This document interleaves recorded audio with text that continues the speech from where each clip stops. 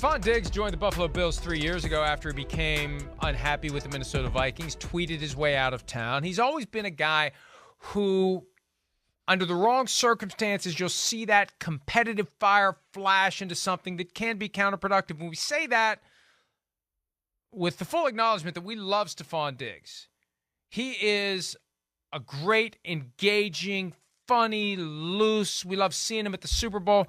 But you get him on those days where things aren't going well and the ball's not coming his way. Things line up for him to be a little pissy, Chris. And he was getting that way yesterday. And we mentioned that because after the game, Joe Buscaglia of The Athletic reported that Diggs he cleared out of the locker room. He was gone before all of the coaches had even gotten down the tunnel. So, look, there he is gesturing to Josh Allen because the ball was thrown too low. That was in the second quarter. And then later in the game, basically game on the line here, 4th and 6, Josh Allen's got time, throws the ball to Gabe Davis, doesn't have a chance. There's Stefon Diggs. He wasn't happy because you watch him break to the inside. He's open there. He's got the opening, but the throw wasn't made. And then over on the sideline, Stefon Diggs, again, gesturing to Josh Allen, letting him hear it, showing his displeasure. That's what we see from Stefon Diggs from time to time, Chris, and it just makes me wonder. Look, every time there's a receiver who is disgruntled with his current team and he tweets or talks or otherwise gets his way out of town like Antonio Brown did, and I don't want to compare Stefon Diggs to Antonio Brown because the only comparison is you leave a team because you're unhappy.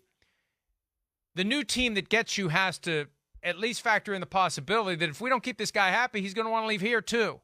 Yeah, listen, it's part of the NFL. This is a dynamic that's a very real issue. Receivers are the most gifted athletes in the game. They think they can overcome anything. They're always open, even when they're not. I mean, gosh, if I had a dime for every time a receiver came back to me and went, man, you missed me like twice on that series, and we watched the film next day, and I'm sitting next to the guy and going, that was the play you were telling me you're open? Like, were you trying to ruin my career or lose the game for us? You know? So emotions run high. He's an awesome football player. He's got belief in himself. You get the ball in my hand, I can make something happen and change this game. So it's in a lot of ways it's par for the course. You know, he flirts with sometimes maybe being a hair of a distraction, certainly, but I don't think he crosses the line there. Not even yesterday. That's okay. I didn't think that was crazy yesterday. He was frustrated.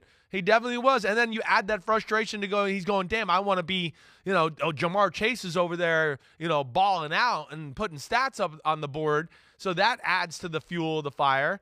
And again, it's another one where, hey, teams look at Stefon Diggs and they go, wait, we take away Diggs, there's not a whole lot to worry about here. And they need to do a better job of getting the ball to him too. Like we see with the Eagles or the 49ers, where's some reverses, some screens to the receiver, get him going that way. So I understand his frustrations, but, man, they were outmatched yesterday. And that play there, again, I'd like to show that one more time. It's hard in that moment where Josh Allen's looking back, if we can look at that. He's not really – he looks there at first. He doesn't like it, and then it becomes backyard football. And it's hard to kind of look at everything as you kind of go through it there. Again, I don't know. I'd like to see that full picture. It's hard to see as far as if something was. I don't know if anybody is inside there to help, right? Again, that looks open, but there might be a safety just waiting there right outside the screen too. I need to see a better look, but this is something we see a lot from top-end receivers. Two quick things to your point from earlier. Boy, the Bengals were putting that heat on Josh Allen without a three-man rush. Helmets. Right. That's what I mean. Wow. How many times did we look at it yesterday and go, wow, he's under pressure, and I'm going, there's three guys, and he can't even go through the reads. So that was disappointing, and that leads to the ball not going to the right guy or guys getting frustrated too. Here's the other point, too, and this is a longer conversation, but anytime you see those kinds of gestures from a receiver toward a quarterback out in the open with cameras on, capturing it, some quarterbacks will take that player aside and tell him what's what, and tell him basically, if you pull that crap again, you'll never see the football. Yeah. You pull that crap again, you won't have to worry about asking to be traded. I'll make sure they get rid of you. I'm not dealing with that crap. I'm the leader of the team, not you.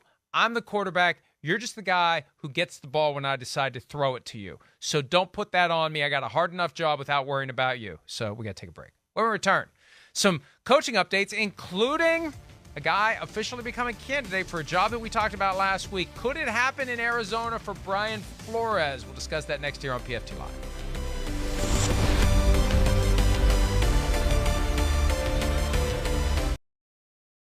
Hi, I'm Mike Tirico, and thanks for watching. Make sure to hit subscribe for the latest news and highlights from NBC Sports.